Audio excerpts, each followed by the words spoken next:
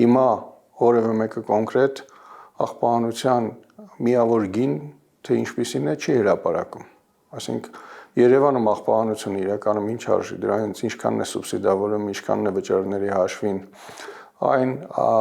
ավտոմեքենաների պարկը, որը սպասարկում է, ինչ տրամաբանությամբ է թարմացում, որովհետև եթե հիշում եք, այդ ավտոմեքենաներն էլ, ասենք, այնպես չէր, որ նրանք քաղաքապետարանը գնեց։ Բազմաթիվ տնտեսվարողներ քաղաքապետարանին նվիրեցին։ Այո, այն ժամանակ նվիրում էին։ Հիմա այն ժամանակ նվիրում էին, երբ որ ինչ-որ մի գործողություն է կանում, որը նվիրատվությունների վրա է հիմնված, դրա տրամաբանությունը տնտեսական մինչև վերջ հասկանալի չէ։ Եվ եթե Երևանի քաղաքապետարանը օրինակ հրապարակեր, ասեր, գիտեք ինչ, մինչև այդ միավոր աղբի հեռացումը այսքան էր,